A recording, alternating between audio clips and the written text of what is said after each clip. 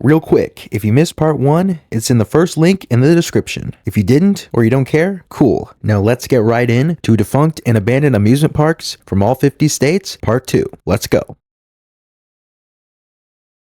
Hawaii, Paradise Park. Now this isn't technically an amusement park, but it's a zoo, so that's kind of like an amusement park. Anyway, Paradise Park is just not any zoo, but a bird zoo. Paradise Park in Oahu, Hawaii was a nature-themed attraction and exotic bird zoo located in the lush upper Manoa Valley rainforest, just north of Honolulu. The park featured a large maze near the visitor center, along with many different bird exhibits with a ton of different species. Despite a few years of success, Paradise Park closed in 1994, leaving much of its grounds overgrown and reclaimed by nature, though portions of the visitor center remain in use as a restaurant and snack shop. It also was later used as a filming location for the television series Lost, where prop cages were set up on the maze's former site. Despite repeated attempts to redevelop the land, the park remains largely abandoned, drawing urban explorers and photographers to its eerie, overgrown structures. Idaho, Thunder Ridge Water Park. Thunder Ridge Water Park was a small but deeply cherished summer destination perched on a hillside outside Iona, Idaho, overlooking the Snake River Plain. Originally known as Panorama Hills Swimming Pool in the 60s and 70s, the site evolved into Thunder Ridge Water Park in the 1980s, being operated by Tons of Fun Incorporated. Though modest in scale, the park became a major gathering place for families from Idaho Falls, Rexburg, and surrounding communities. Built into the natural slope of the hills, it featured a large swimming pool, a long water slide with a tower at the top, miniature golf, picnic areas, and even a winter ski slope powered by a rope tow.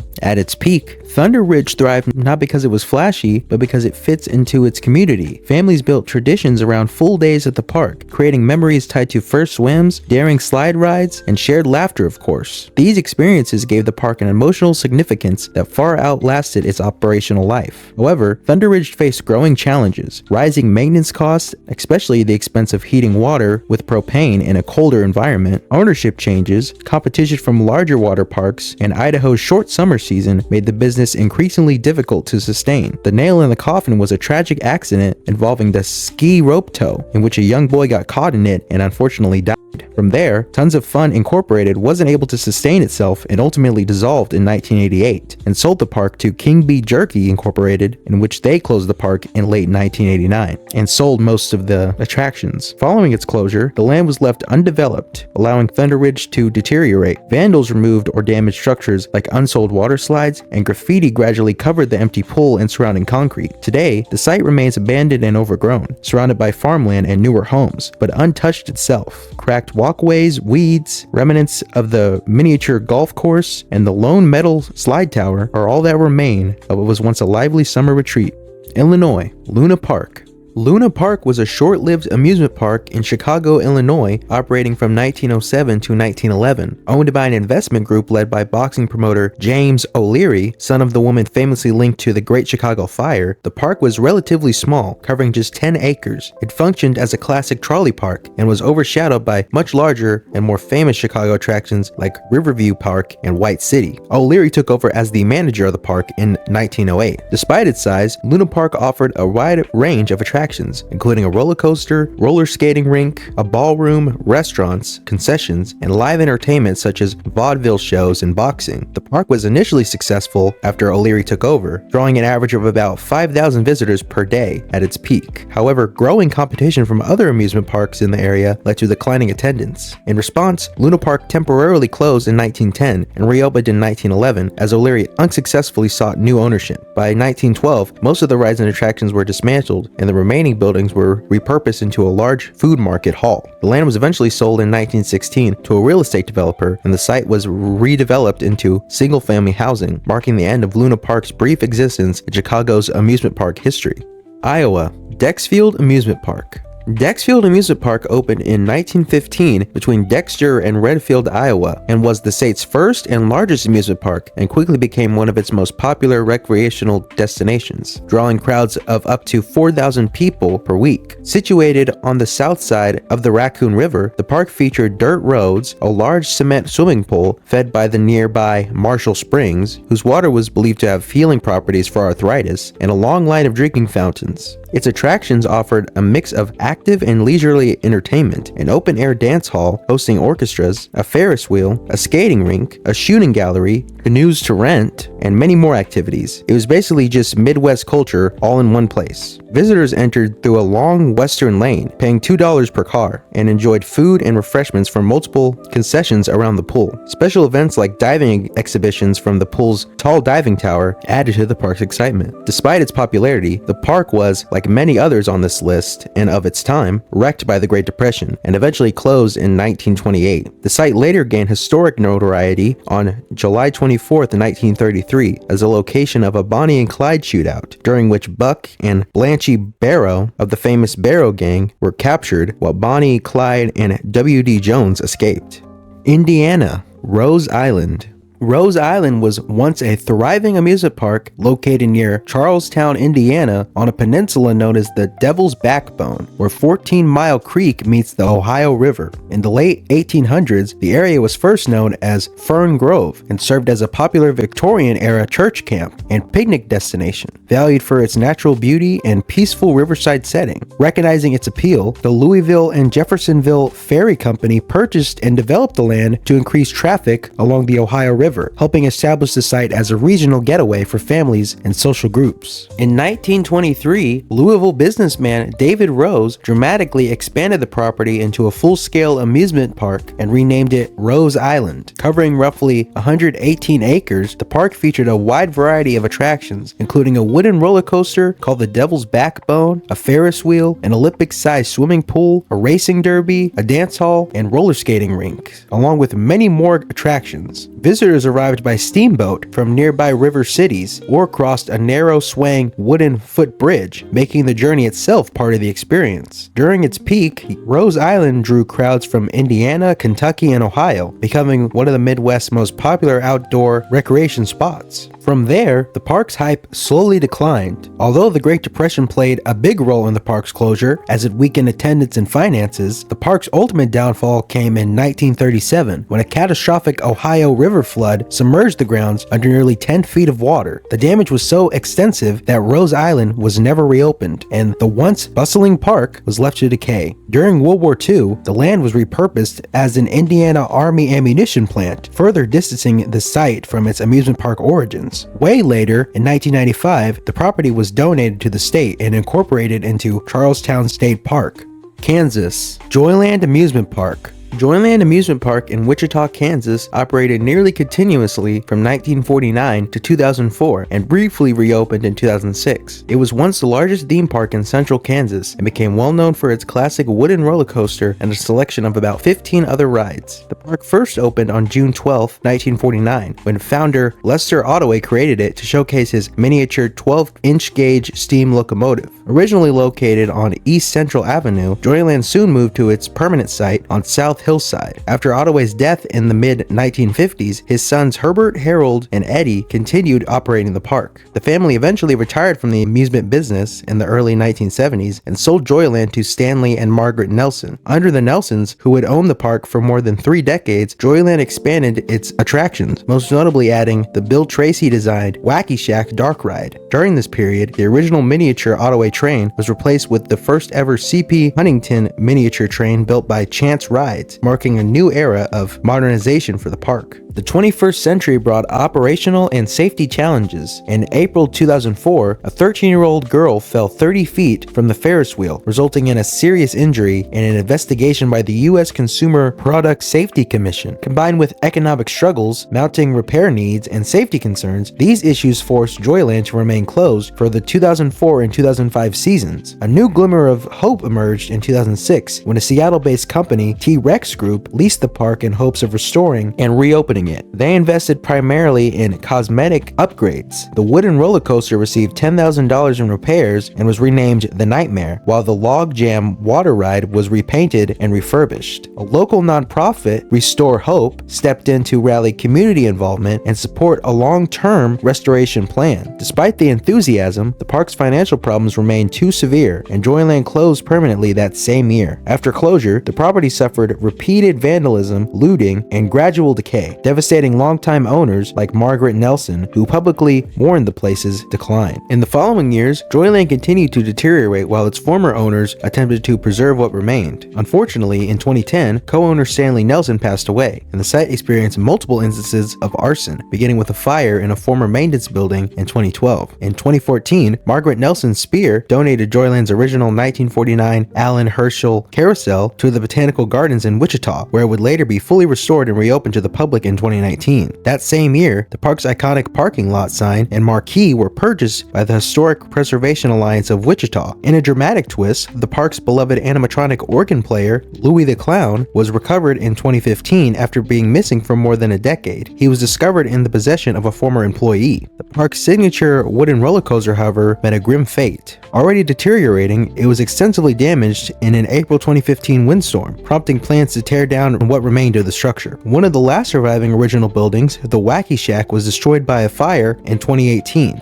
And later that year, the park's 57-acre property was auctioned to an anonymous buyer, but fires continued to strike it even after the major attractions were gone, with another blaze occurring in December 2021. The most recent news about Joyland Amusement Park actually happened this year, as Louie the Clown was featured at the Wichita State Ulrich Museum of Art, making a rare public appearance. Kentucky. Tombstone Junction. Tombstone Junction was a small but distinctive Western-themed amusement park located along Kentucky Route 90 near Cumberland Falls State Resort Park in McCreary County, Kentucky. Its story began in the 1960s as the Cumberland Falls Scenic Railroad, a short tourist steam line developed by brothers Millard and Morris Stevens to complement their nearby motel. What started as a simple train ride through the hills gradually expanded into a frontier-style attraction known locally as the Junction, built around the railroad and designed to feel immersive, intimate, and community-focused rather than flashy. At the heart of the park was Old 77, a full-size standard-gauge steam locomotive that carried visitors on a demanding 2.5-mile loop through wooded terrain. The route featured steep grades, tight curves, scenic overlooks, and a staged train robbery that entertained guests while giving the engine time to build steam for the return climb. Unlike many amusement parks, Tombstone Junction relied almost entirely on live performers and interactive experiences instead of mechanical rides. A recreated Old West town surrounded the station, completed with a saloon, jail, shops, dance hall, boot hill gag graves, and an outdoor amphitheater. Gunfights, comedy skits, magic shows, and music created a neighborly environment that resonated strongly with the visitors. The park became especially notable for its Sunday concert series, which brought major country music stars including Dolly Parton, Loretta Lynn, Kenny Rogers, and many more popular artists of the time. These performers elevated Tombstone Junction beyond a simple roadside attraction and made it a cultural gathering place for southeastern Kentucky families. Despite its charm and loyal audience, Tombstone Junction was always vulnerable. Its business model depended on repeat local visitors, seasonal crowds, and a stable regional economy. The deaths of its founders in the mid-1970s weakened management continuity, and a series of devastating fires steadily eroded the park. Major fires in 1974 and 1983 destroyed key buildings, and future blazes in 1989 and 1991 devastated what remained. At the same time, the regional coal economy declined sharply, reducing disposable income, while competition from larger ride-heavy destinations like Dollywood and the booming Pigeon Forge drew visitors away. After the final fire in 1991, the owners chose not to rebuild. With insurance, repair costs, and attendance all working against it, Tombstone Junction quietly closed in 1991. A 1995 auction dispersed the park's remaining assets, including railroad equipment, props, and fixtures. Today, Tombstone Junction exists mostly in fragments and memories. A few foundations, parts of the parking lot, entrance remnants, scattered railroad artifacts, and the decaying shell of Pa's cabin are all that remain on site. The iconic Locomotive 77 still survives in storage after a failed and controversial restoration attempt, standing as the most tangible link to the park's past.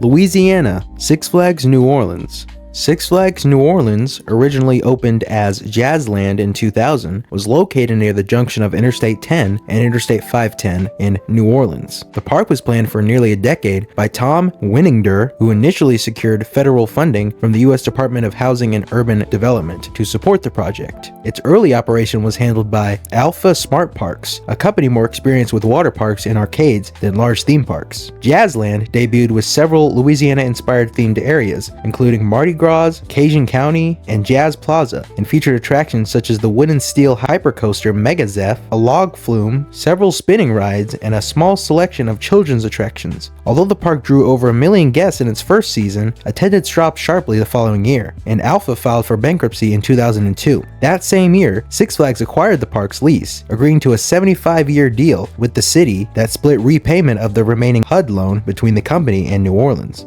Following the acquisition, Six Flags invested nearly $20 million into upgrades and reopened the park in 2003 under the new name Six Flags New Orleans. The company added new rides, shaded areas, rebranded theme environments, and marketed the park under the It's Playtime campaign, featuring the character Mr. Six. Notable attractions included a relocated Batman ride, inverted coaster, and the Jester, a multi-looping coaster moved from another Six Flags park. Plans were underway for a water park expansion in 2005 as well. Overall, the park was highly successful from 2003 to 2005. However, the approach of Hurricane Katrina abruptly halted the park's further plans. The park closed for the final time in August 2005, days before the storm made landfall. Because of its low-lying location near Lake Pontchartrain, Six Flags New Orleans was extremely vulnerable to flooding. When Hurricane Katrina arrived on August 29, 2005, the park's drainage systems failed, turning the 6-foot protective brim into a basin. Floodwater remained trapped on the grounds for more than a month, submerging rides, buildings, and infrastructure under 4 to 7 feet of water. The prolonged immersion caused severe corrosion and structural damage. Six Flags inspectors later estimated that 80% of the park's attractions and flat rides were destroyed, with the Mega Zeph coaster likely damaged beyond repair.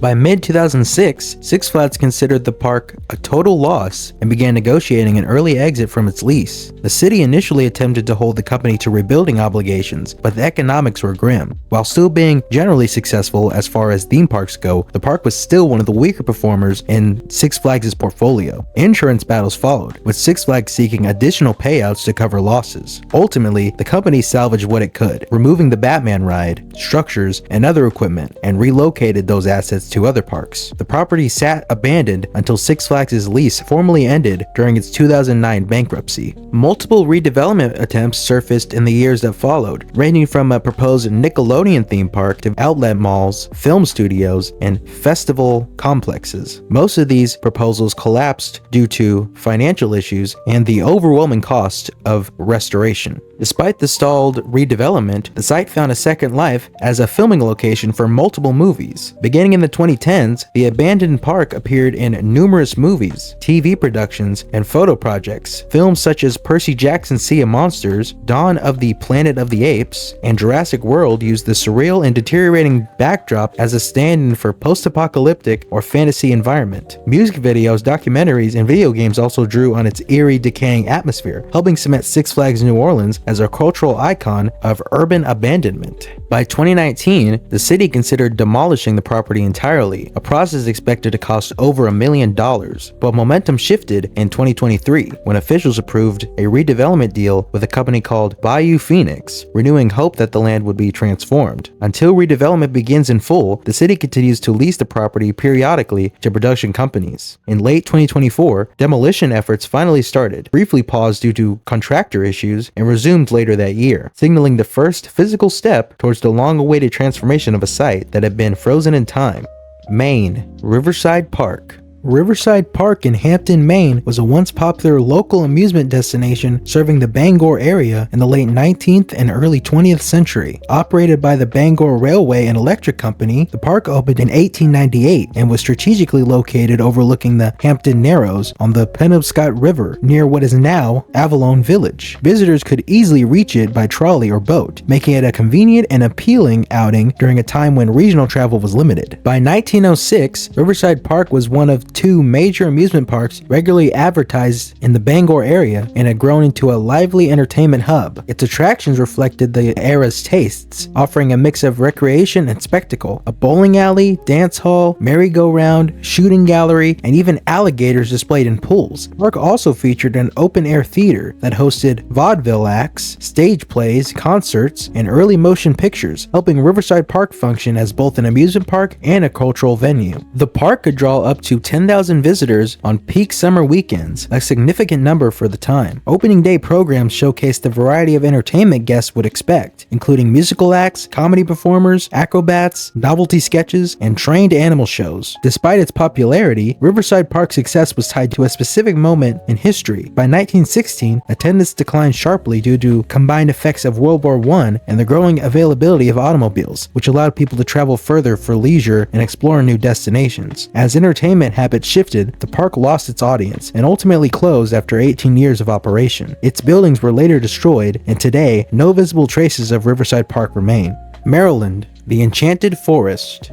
The Enchanted Forest was a fairy tale themed amusement park located in Ellicott City, Maryland, along US Route 40. It opened on August 15, 1955, just 1 month after Disneyland debuted, and was designed to appeal primarily to families with young children. The park emphasized storytelling and fantasy rather than mechanical thrill rides, presenting visitors with life-sized nursery rhyme buildings, whimsical characters, and charming scenes drawn from classic fairy tales. It was an inclusive attraction from the beginning, notable for being integrated at a time when many parks and recreational spaces still practice segregation. Admission was affordable, $1 for adults and 50 cents for children, and the park size grew from 20 acres to 52 acres as attendance soared. Later additions included modest ride experiences such as teacup-style vehicles, Alice in Wonderland track ride, a Cinderella-themed ride in mouse-shaped cars, a Jungle Land safari, and the Little Toot boat that carried children to giant slides. The park became a beloved local institution, hosting countless birthday parties and employing teenagers from surrounding communities. At its peak, it drew nearly 300,000 children each summer. After decades of operation, the park entered a period of instability and eventual closure. The Harrison family, who founded the Enchanted Forest, sold it in 1988 for $4.5 million to JHP Development. Under the new ownership, much of the land, primarily the parking lot, was redeveloped into the Safeway-anchored Enchanted Forest Shopping Center by 1992. The park briefly reopened in 1994, but only as a limited-use venue for events such as children's parties. From 1995 to 2005, the property remained fenced off, mostly untouched, and suffered deterioration as the structures and figures, many made of concrete or fiberglass, aged without maintenance. During this dormant period, preservation movements emerged. The Friends of the Enchanted Forest formed in 1999 to rescue the park, followed by the Enchanted Forest Preservation Society in 2003, which sought to revive the attraction and prevent the loss of its unique storybook figures and architecture. Although the post office opened an Enchanted Forest branch at the site in 1998, the park itself remained closed. A turning point came in 2004 when Kimco Realty Group, the property owner of the park, allowed the relocation of the park's fairy tale structures to nearby Clark's Ellie Oak Farm. Restoration efforts began in 2005 and continued for many years, supported by community contributions and volunteers dedicated to preserving the park's whimsical legacy. Many beloved exhibits, including characters, cottages, and animal figures, were restored to functional display, bringing the Enchanted Forest back to life in a new setting. However, not all structures could be saved. In 2013, Howard County approved commercial construction near the original castle site, rerouting a nearby stream to accommodate the development. 2 years later, preservationist Martha Clark announced plans to relocate the concrete block castle to the farm, while other structures such as the Cinderella Castle and Gingerbread House would be demolished. The cultural footprint of the Enchanted Forest extended far beyond its physical gates. It appeared in several media productions, including John Waters' film Crybaby, which used the park's entrance for a key scene, and also featured in the horror movie Fear of the Clowns, and in an episode of the television series Homicide: Life on the Run, along with much more media using the park as influence in general. In 2017, it was reported that everything had been removed from the site, and a U-Store facility takes up part of the space now, but since then, there's been no news on the area.